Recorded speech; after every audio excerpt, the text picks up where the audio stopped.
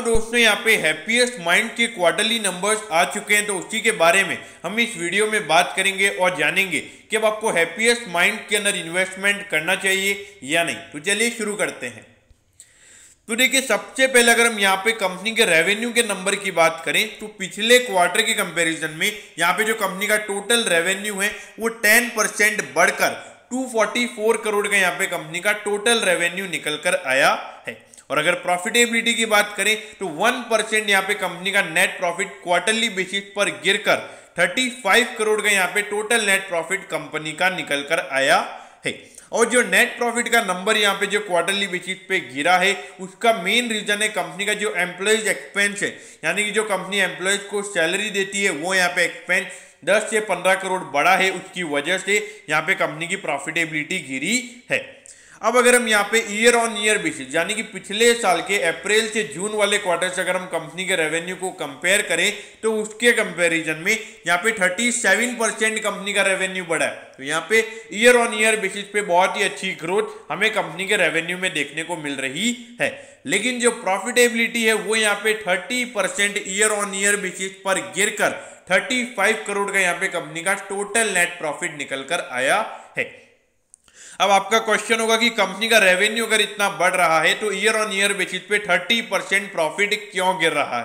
तो उसका रीजन है पिछले साल कंपनी को 10 से 12 करोड़ का जो टैक्स बेनिफिट होता है वो कंपनी को मिला था, यानी कि जो टैक्स रिफंड कंपनी को मिलता है तो 10 से 12 करोड़ का तो कंपनी को वो मिला था। और उसके अलावा अगर हम कंपनी के एम्प्लॉयज की बात करें, यानी कि जो कंपनी एम्प्लॉयज को सैलरी देती है वो पिछले साल ये अमाउंट लगभग 109 करोड़ के लगभग था और इस बार ये 139 करोड़ निकल कर आया है, यानी कि 30 करोड़ का यहाँ पे कंपनी का एम्प्लॉयज का एक्सपेंस बढ़ा है। उसकी वजह से हमें यहाँ पे ईयर ऑन ईयर बेसिस पे नेट प्रॉफिट गिरता हुआ नजर आ रहा है।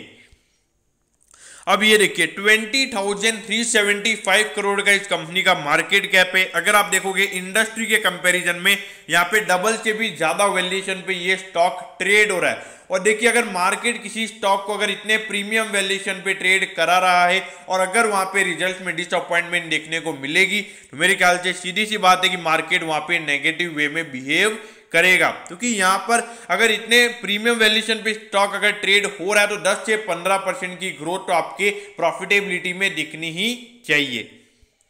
अब इसके प्राइस टू बुक रेशियो पे नजर डालिए, 37.5 टाइम पे ये स्टॉक ट्रेड हो रहा है। देखिए, बहुत ही ज्यादा प्रीमियम वैल्यूएशन यहाँ पे मार्केट इसे दे चुका है, तो बहुत ही रिस्की यहाँ पे हैप्पीएस्ट माइंड मुझे अभी नजर आता है।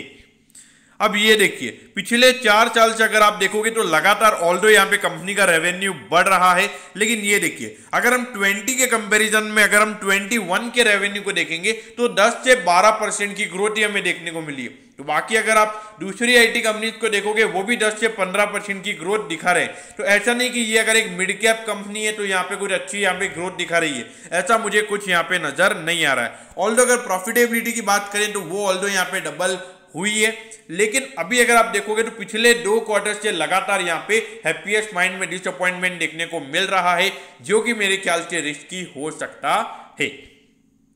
अब ये देखिए 1386 पे यहाँ पे हैप्पीएस्ट माइंड का स्टॉक अभी ट्रेड हो रहा है और 2.78% ये स्टॉक आज डाउन था। इसका ऑल टाइम हाई देखिए 1580 का स्टॉक का ऑल टाइम हाई है, यानी कि अराउंड 13% का करेक्शन तो ऑलरेडी स्टॉक में अपने हाई से आ चुका है। देखिए, जिस तरीके का वैल्यूएशन यहाँ पे हैप्पीएस्ट माइंड को मिल रहा है मेरे ख्याल से तो ये स्टॉक अपने डबल, यानी कि अगर ये 60 के प्राइस टू अर्निंग रेशियो पे मिलता है तो ही मेरे ख्याल से जो कंजर्वेटिव इन्वेस्टर या मॉडरेट काइंड ऑफ इन्वेस्टर है उन्हें इन्वेस्ट करना चाहिए।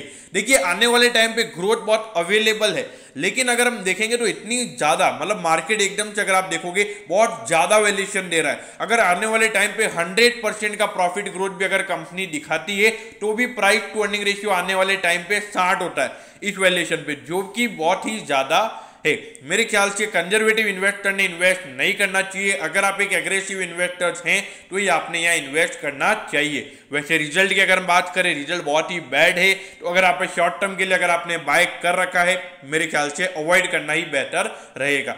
तो दोस्तों, मैं होप करता हूँ कि हैप्पीएस्ट माइंड के रिजल्ट्स के बारे में आपको सब कुछ पता चल गया होगा। अगर आपकी कोई भी क्वेरीज है तो आप कमेंट कीजिए, मैं जरूर आपके कमेंट पर रिप्लाई करूंगा। ओके दोस्तों, thank you, have a nice day.